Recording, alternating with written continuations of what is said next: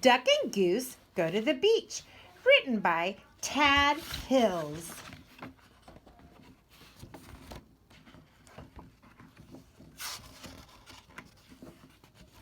Don't you just love it here, Duck? Goose honked. The two friends relaxed in the early morning sun and listened to the hum of the meadow. Butterflies filtered and grass swished in the breeze. Yes, I do, Duck agreed. Let's never leave, said Goose. Suddenly, Duck jumped up. You just gave me the greatest idea, Goose, he quacked. Let's leave. Let's go away. What? Goose honked. Away? Let's take a trip. Goose gulped. A trip? A trip sounds far away. I like close. We could go on an adventure, Duck said. An adventure? That sounds scary, Goose honked. Come on, Goose.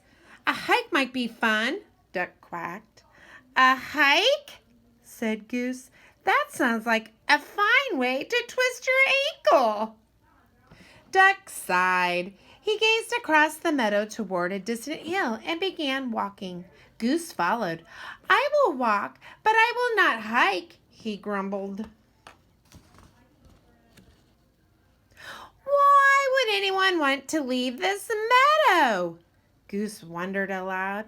It has everything right here, like this stump, this hollow log, the gurgling stream, our ball, of course, the lily pond, and don't forget this shady thicket. Duck and Goose floated along stream. They'd never floated along before. They walked by a pile of stones they'd never walked by before, and past the biggest tree they'd never seen. They walked across fields and up and down hills. By the time Goose reached the top of the highest hill, Duck was already gazing off into the distance. What's that? He quacked. Could it be the beach? Goose honked. Duck's tail twitched with excitement.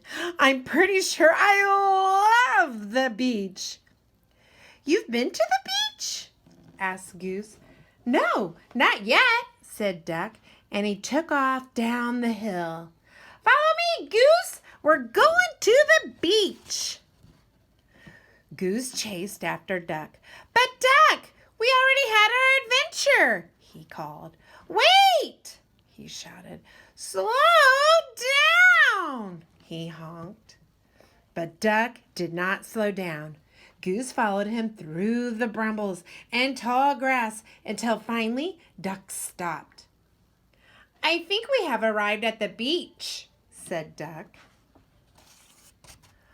Oh my, the beach is loud, yelled Duck over the sound of the waves. I can barely hear my own quack. Goose stared at the vast stretch of sky, sand, and sea. Isn't it magnificent? He said.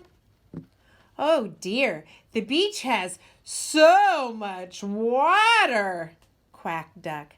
I feel tiny. Have you ever seen so much sand?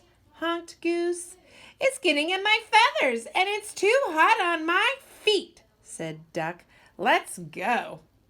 Go swimming? Good idea, Duck, said Goose, and he raced to the water's edge. No, Goose, wait for me. Duck dipped his hot feet in the water. Goose, you know these waves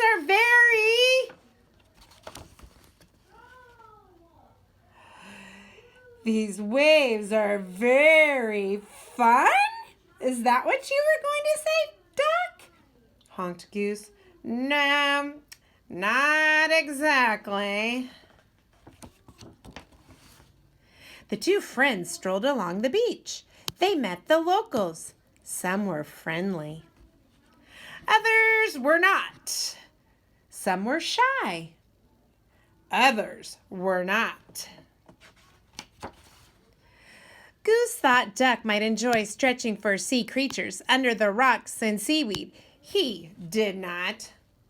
"Be careful, Goose. You don't know what's in there," Duck quacked.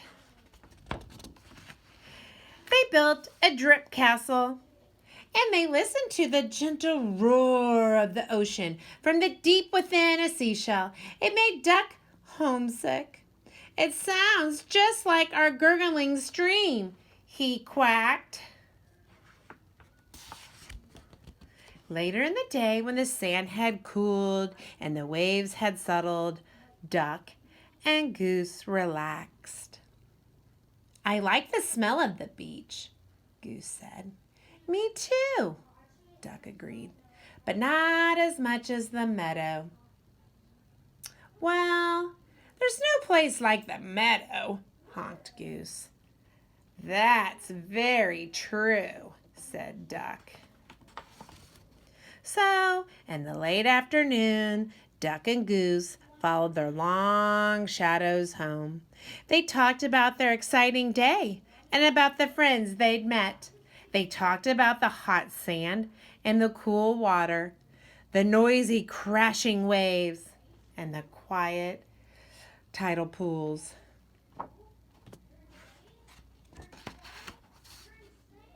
Back in the meadow, at last, they watched the sunset.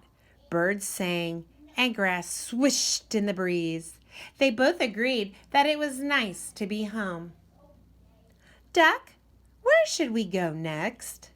Goose asked. Duck closed his eyes. "How about to sleep?"